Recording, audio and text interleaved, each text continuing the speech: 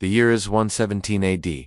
The place, Rome. The occasion, a birthday celebration for the spoiled child Emperor Heliogabalus. And to make this the best day of his young life, his equally indulgent grandmother, Julia Mesa, has planned an all-out festival. Ganymede pours wine from a giant golden cup, while 6 naked men dressed like hairy barbarians serve up exotic delicacies. There are oysters from the Persian Gulf, fattened geese from Egypt, asparagus from Egypt, fish from Alexandria, pomegranate seeds, fresh figs, and grapes from the imperial gardens, and loaves of bread made from specially milled Egyptian wheat. And to wash it all down, there's wine from the emperor's personal stores, which have been transported from Bithynia for the occasion. A woman dressed as a slave girl comes out pushing a wheelchair carrying a lavish cake decorated with ivory and gold. It is placed in front of the emperor, who stabs a piece with his fork and throws it into the crowd. Those lucky enough to catch it quickly gobble it down. Then it's time for the final course, a collection of small birds that have been stuffed with spice and honey. Again, the emperor throws handfuls into the crowd until every last morsel is gone. It is presented to the emperor,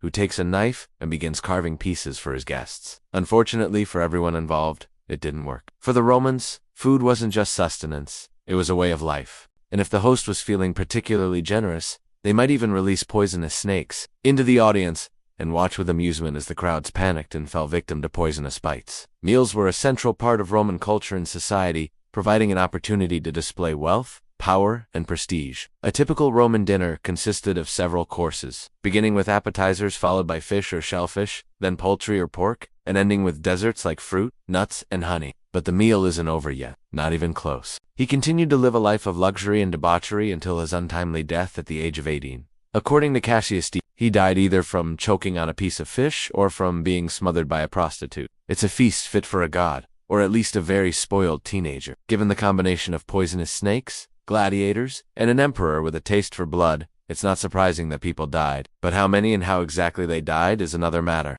Roman emperors took this entertainment to new extremes. Nero hosted lavish dinners with 7 or 8 courses, complete with dancing girls and prostitutes. Other historians put the number closer to 30. But whether these people were killed on purpose or accidentally is anyone's guess. But there's no evidence that this was anything more than a theatrical reenactment. Similarly, the emperor cutting off the victim's head and throwing it into the crowd may seem gruesome by modern standards, but it was not unheard of in Roman culture, while Caligula reportedly unleashed poisonous snakes into the audience at the gladiator games. So while it is possible that some people died as a result of the emperor's actions during the banquet, it's also possible that they died accidentally or from natural causes. The combination of gladiators, poisonous snakes, prostitutes, and a teenage emperor with a taste for blood created a truly unique experience, one that would be talked about for centuries to come, then laughed as the crowds fell victim to poisonous bites. It gives us a glimpse into the mind of one of Rome's most notorious emperors, and the lengths to which he would go to satisfy his blood. In both letters, Pliny describes a disturbing dinner party hosted by Mesa for her grandson, who was the great-grandson of the Emperor Nero and the last emperor of the Julio-Claudian dynasty. By all accounts, the boy was a problem. He was spoiled, arrogant, vindictive, sadistic, and utterly shameless. Banquets were opportunities to show off their wealth, power, and sophistication, and no one knew how to throw a party better than the emperor. He delighted in throwing gold coins from his tower, enjoying the sight of common folk fighting over the riches, and according to Cassius Dio, he chained women to chariots like horses and whipped them as they pulled him around. While Pliny doesn't give many details, he makes it clear that the event was scandalous and outrageous by Roman standards. 8 women dressed as priestesses chant solemn prayers to the gods. Welcome to the Banquet of Heliogabalus, where excess, cruelty, entertainment, and ego collided and left a trail of bodies in its wake. To answer the first question, the Banquet of Heliogabalus is one of the most bizarre events in ancient Roman history. Historians have pored over the few surviving sources for clues, and are still left scratching their heads trying to figure out exactly what happened and why. Meanwhile, a single spotlight shines on the emperor, who sits enthroned like an actual god and watches with amusement as mortals writhe and perform for his enjoyment. It's called the Banquet of Heliogabalus. As night falls, the emperor's private dining room is transformed into a surreal landscape straight out of a fever dream. First, the curtain rises on a group of 4 men dressed as hairy wild men who stumble onto the stage carrying a large net. They struggle to control their prisoner, a handsome young man who fights back with every ounce of strength he can muster. But the others are too strong and eventually drag him down. They rip off his tunic,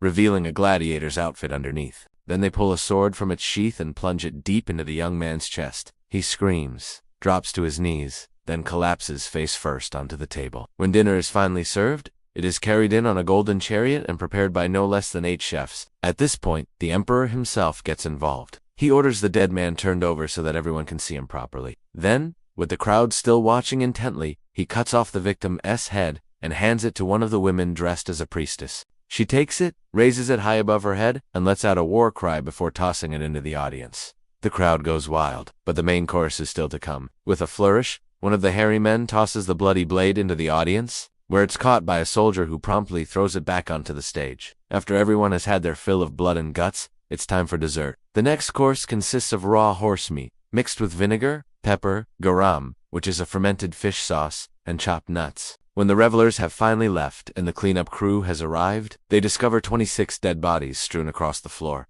So what was this strange event, and why do we know so much about it? The story comes to us from 2 letters written by the Roman historian Pliny the Younger, one to his friend the historian Tacitus, and the other to the Roman Emperor Trajan. It's unclear how old Heliogabalus was during the feast, but based on descriptions of his behavior, he was probably between 12 and 16 years old. Missa, his grandmother and chief advisor, was determined to curb his bad behavior and decided that making him the center of attention at a spectacular banquet would be the perfect incentive. To understand why, we need to talk about Roman banquets. Entertainment was also a big part of the festivities. Musicians, dancers, acrobats, and even poisonous snake charmers were hired to perform. In fact, if you were invited to a Roman banquet, you had to sign a document acknowledging that you entered at your own risk and the host was not responsible for any injuries or deaths that occurred. For the Romans, food was not just about eating. It was about making a statement. While the Banquet of Heliogabalus may not have been the most expensive or elaborate in Roman history, it was certainly one of the most grotesque. What happened to Heliogabalus after that fateful night? Now let's address the question.